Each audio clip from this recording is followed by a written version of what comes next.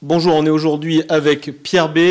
Pierre B, vous êtes à l'origine avec 3 autres personnes de l'opération Escargot des Gilets jaunes qui s'est tenue samedi dernier. Hier, vous avez tenu une réunion et on a eu l'impression que le mouvement des Gilets jaunes s'organisait précisément. Est-ce que vous pouvez nous en parler? Oui, effectivement, c'est le cas, parce qu'on s'est rendu compte qu'après le succès de la première manifestation qui a été énorme samedi en Limousin, puisqu'on pense qu'il y a environ 5000 personnes qui ont participé, c'est-à-dire la capacité d'un stade de basket complet presque, hein. Et il était temps de passer à autre chose, parce que maintenant les gens attendent encore plus de nous. Et donc, nous sommes 4, et ça nous prend beaucoup de temps. On y passe quand même pas mal de résolutions personnelles, tout ça, et ça devient un petit peu contraignant. Donc on a décidé d'agir d'une autre manière en élargissant un petit peu le bureau. Enfin, quand je dis un petit peu, on a fait passer, au lieu de 4, nous sommes maintenant une dizaine à réfléchir sur les actions.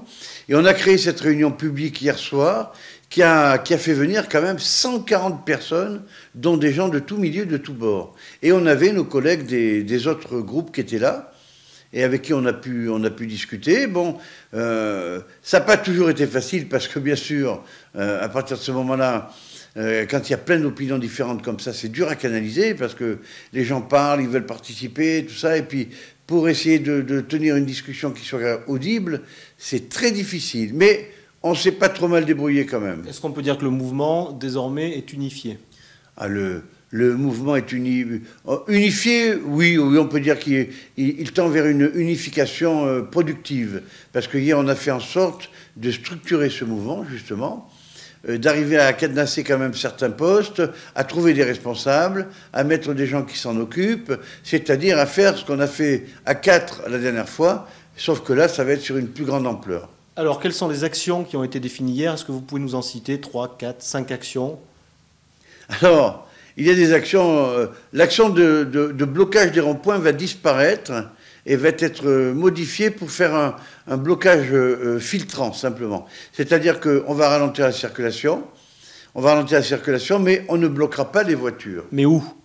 Pour le moment, les axes ne sont pas définis, mais ce ne sera jamais sur les mêmes ronds-points. On a demandé à ce que les ronds-points changent, de manière à ce que ce ne soit pas toujours les mêmes zones impactées. Bon, là, on a eu beaucoup Family Village et la Valloine, donc on va aller un petit peu ailleurs quand même pour faire profiter de notre présence un peu tout le monde. Et vous ne voulez pas embêter les commerçants, c'est ce que vous nous disiez tout à l'heure. Le but, c'est surtout de ne pas embêter les commerçants. Alors, au départ, nous étions le groupe et qui avait refusé justement de faire ce genre de blocage quand on n'était pas pour. Moi, ma femme est commerçante en centre-ville. Je sais ce que c'est que d'avoir un magasin vide quand quelqu'un vient bloquer la porte. Donc, c'était pas ce qu'on voulait. Quelles sont donc les autres actions? On a compris, les ronds-points, c'est la première. Les ronds-points, c'est la première. Le deuxième, c'est que nous allons investir les hauts lieux d'administration publique de Limoges. C'est-à-dire les impôts, la préfecture, la CAF, le centre de tri, la mairie. On va faire des actions un petit peu partout, des actions pacifiques, bien sûr. Hein, il n'est pas question d'aller semer la zizanie ou de quoi que ce soit, mais on va mettre notre petite grain de sel un petit peu, un peu partout, quoi, tout simplement. Hein. Et vous ne voulez pas forcément nous donner des détails là-dessus? On verra, ça sera un peu la surprise. Non, je sais pas, oui, ça me fait toujours plaisir de vous faire une petite surprise du chef comme ça au dernier moment. Bonjour, c'est nous, on arrive, quoi, voilà. D'accord. Une autre action qui est prévue? L'autre action, alors... Vous nous parliez des députés?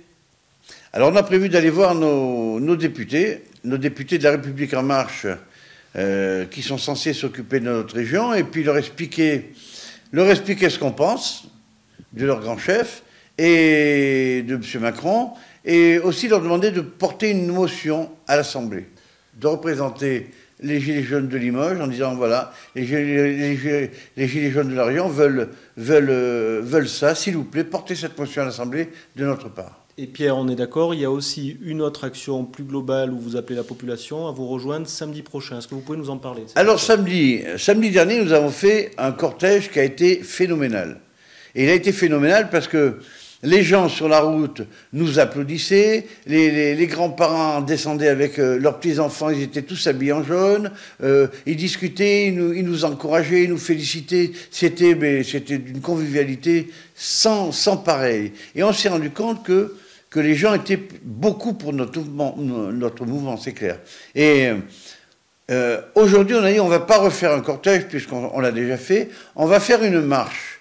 Parce que la dernière fois, pour le cortège, on a eu quand même pas mal de gens qui se sont offusqués du fait que nous prenions les voitures et que nous dilapidions un petit peu d'essence pour ce cortège. Bon, on a entendu les doléances et on va faire en sorte de faire autre chose. C'est ce qu'on a prévu. On va faire une marche géante qui va être programmée de 14 heures avec un départ à la préfecture. Non, partons. Un départ en bas des jardins de l'évêché, voilà, sur le boulevard extérieur, sur la ceinture extérieure. Donc sur le grand parking qui est en bas de l'évêché et qui va se diriger vers la place Jourdan, les galeries, vers la préfecture. Et puis on va relier divers points stratégiques de Limoges, comme ça, en sachant qu'à la préfecture, il y aura un goûter d'organiser.